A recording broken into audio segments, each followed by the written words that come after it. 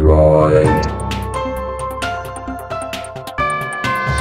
Welcome to the Droid Forums News Brief, where your oh so humble host, DG Storm, and serial killer. yes, that would be me, talk about the top news stories of the week. We got 3 stories this week, folks. We have, starting off with Verizon is ruining the value of Edge effective May 31st. Next up is Charter and Time Warner Cable merging in $78.7 billion deal. That's a lot of money, Stormy. Sure is. And last but certainly not least, Lenovo reveals crazy cool laser projector smartphone concept called the SmartCast. Yeah, so let's get rolling. All right, let's kick this off with Verizon just ruined the best part of Edge. So to be clear, there is still some amount of value in the Edge program.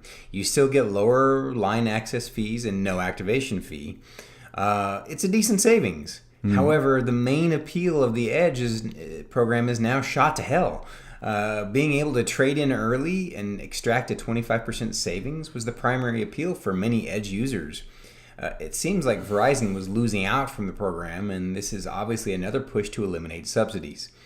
Mike.757 had a great point about how to take advantage of this situation and create your own Edge program with even better value. I kind of like his concept of, well, just pay it off at the 50% mark and then sell it somewhere for way more than you actually would have gotten value out of from the Edge program. At this point, that's all you can do, right? Yeah. What do you think? Very good point. I'm part of the Edge program, and I read this, and I was like, man, what are they doing? And while you bring a great point that they lost the value of the Edge point, or the Edge program by being able to upgrade early, I want to jump right over to, you mentioned Mike 757, right? And he said, something else to remember about the Edge plan is the discount you get for data, right? Good point. And Foxcat did an excellent point of really expounding on that whole thing. And he really points out that this is really where the benefit of it, where if you're on the Edge program, you're going to really benefit from it because you are going to be saving some good money on data. So, there is a trade-off. And I'm happy about that. I can't upgrade early, but I'm going to be saving on data. So it's good for me on that, but I totally understand why some people are like, what's going on here? Just lost this whole upgrade fee. But technically, you can upgrade early. It just means you have to pay off the full amount whenever you want. Yeah, versus the 75%. Right. Exactly. All right, moving right along. Charter and Time Warner Cable merging in $78.7 billion deal. I had to do some digging on this one, Stormy. Charter, I wasn't really familiar with them. But, reading up on the company, seems like a lot of people are really, really happy with them as an ISP. Yeah, I've used them before, too. I was really happy with them. Oh, really? Oh, good. Yeah, because a lot of people in the thread have John Amaz is using them, Johnny Kansas. Orifice. Yeah, they're all customers, and they're all pretty happy with it. But Imagine brings up a good point, and I'm not going to read this whole great post that he or she posted, but it's the same post I picked. Oh, you did. so yeah, I think I'm with Time Warner. Obviously, this person understands Charter, but he or she is mentioning that they're pretty good at keeping up the data, up to date on the infrastructure, but they're not terribly efficient at managing the network.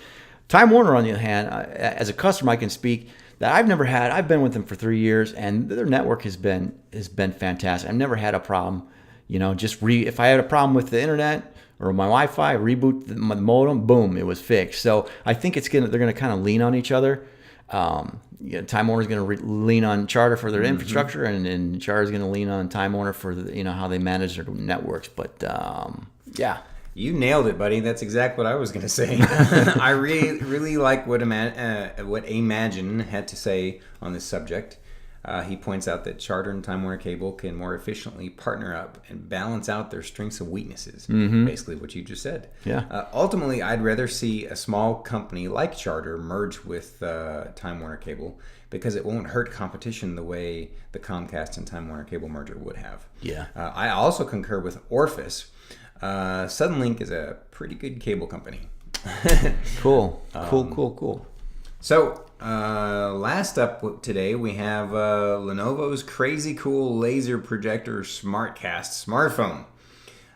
I think this is one of the coolest new smartphone innovations in some time. If they can make the laser keyboard and projector work well without hurting the battery life too terribly, this phone will sell well just from the cool factor alone. No doubt. Foxcat was very informative regarding the technology behind this, and I can't wait to see this hit the market. The rapid pace of new technology innovations makes me happy to be alive right now. No, absolutely.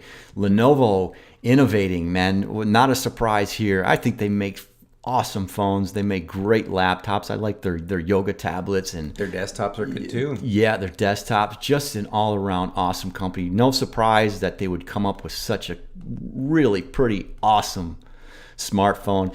And I think Lone Wolf Archer nailed it. I only need to know one thing: where to buy this. Hey, man, totally. I'm glad to really see Lenovo really stepping out and really raising the bar. So now the other manufacturers, man, they gotta. This is what spurs innovation, is when a company does something like this. So New, fresh ideas. absolutely.